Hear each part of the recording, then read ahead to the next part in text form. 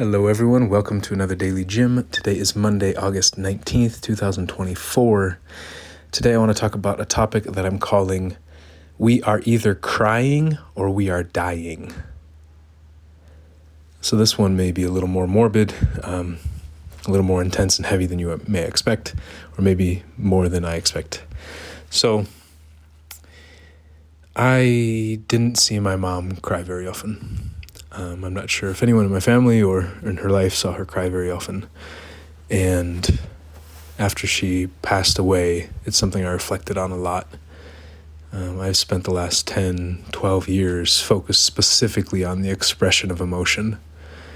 And I wondered, how much did she suppress? Especially how much sadness, how much pain.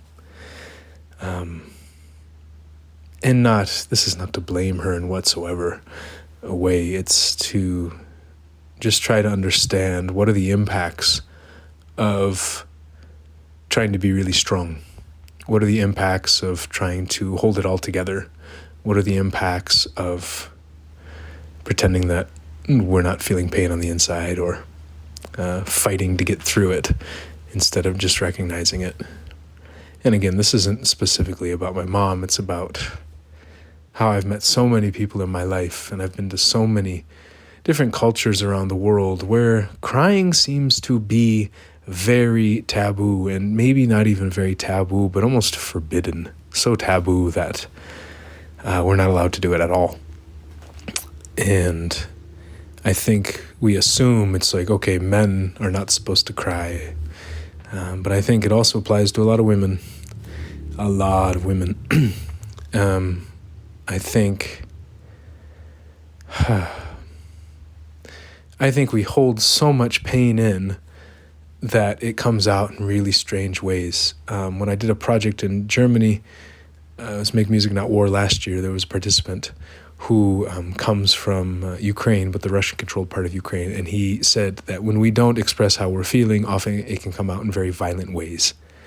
And I think when we don't express our sadness, especially through crying, it can come out in very violent ways. We can turn the sadness into anger very quickly, and the pain that we feel, we can try to make other people feel. And instead of making them feel the sadness and the pain by crying and showing them the pain, we often try to pretend it's not there, go into anger, and do something to intentionally hurt that person. Or maybe it's not even intentional, maybe it's a reflex. But to bring that other person into the state of pain that we're in without realizing we could just cry to do that.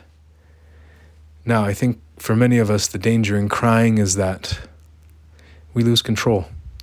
We just melt.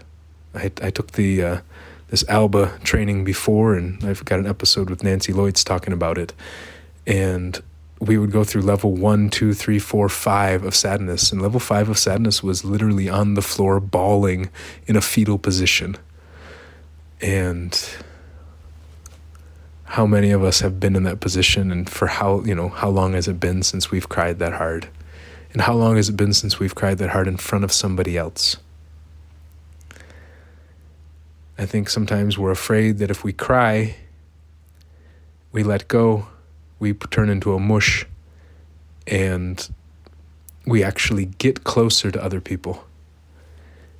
And I think sometimes we just don't understand that we're crying because we lost somebody we really cared about, or we lost something that we really cared about.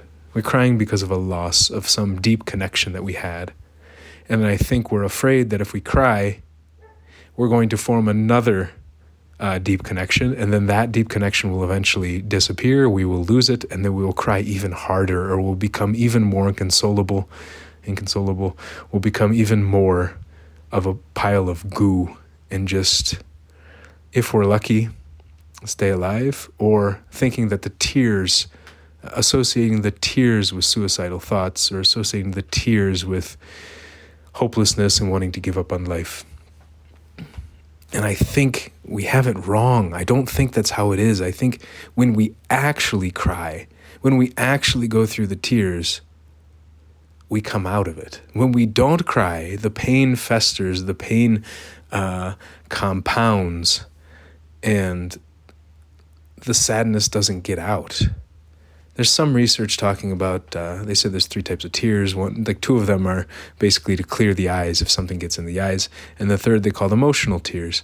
But this idea that they believe that when we cry those emotional tears, I think it either triggers certain hormones to happen in the body, or even certain hormones are released through the tears. So a cleansing, in a way, a literal excretion of things, just like sweating, just like urination, getting things out of the body, breathing in, inhale, exhale, again, putting things out of the body. And I think we just don't recognize the importance of this. I think many of us are just terrified. What did somebody tell me once? I heard somebody said they were afraid to cry because they didn't know if they would ever stop. But again, if anyone has ever done this ALBA class, you'll realize it's very hard to cry for too long. The body gets exhausted, and we typically want to sleep. And when we sleep very deep sleep, very often, I would say.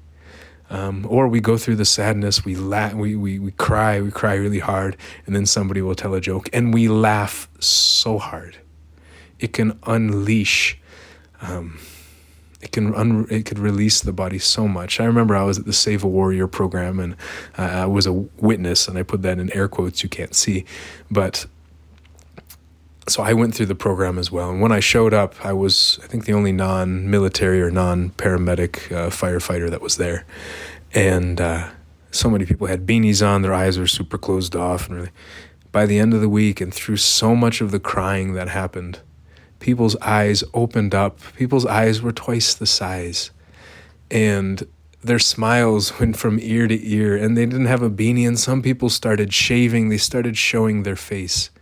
Such a dramatic change, I think one of the main triggers was just giving people a space to cry, to grieve the things that we have lost over the years, whether that's a person, whether that's innocence, whether that's a certain idea about ourselves, and to get back to feeling.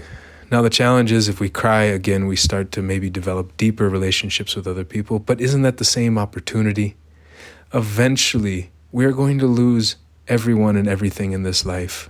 I mean, unless, speaking from a non-religious perspective, at least in this life, that when we are alive on this planet, we will lose everything.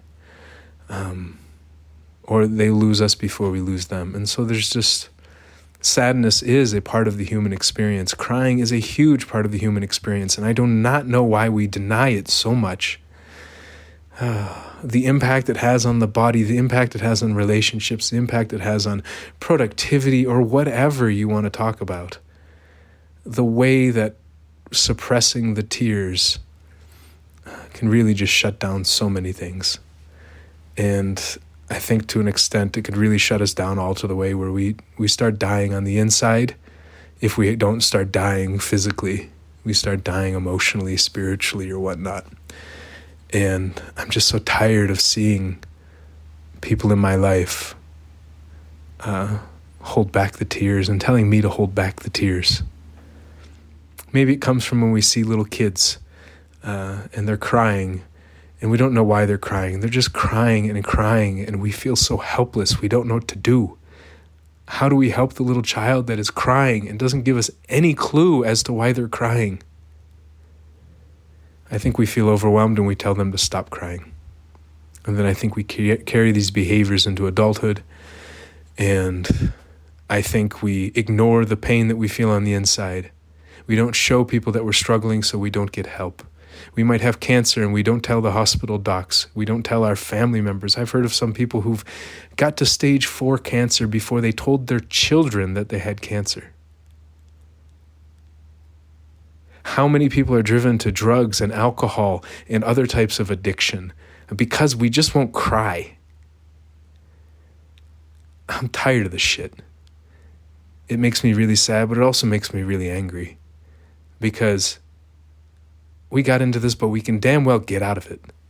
And I really hope that we start to reevaluate the importance of crying, and that we have the damn courage to cry, even if people are telling us to stop crying. Because somebody's got to start this. Somebody's got to change the way we do this, because I really think it's slowly killing us. We just went through a pandemic, and how many people are crying about the pandemic? We're probably still in the pandemic. How many people have cried about all the people who died, and all the people who lost their jobs, and all the people whose lives were fundamentally changed, relationships that broke, societies that toppled and flipped upside down. I just hope one day we start crying more, because I'm tired of all the dying. Eventually we're all going to die, but can we at least try to live a little more? So anyways, I hope you appreciated this. Is probably a really long episode today. Only 10 minutes, not so bad. But yeah, I hope you appreciate this. I would love to hear your comments. Join the Jim and Friends forum. I'd love to hear your comments there. Reach out to me. Talk with your friends about this. I hope this inspires a conversation, because I really think we need to start talking about this. All right. Thank you all. Bye.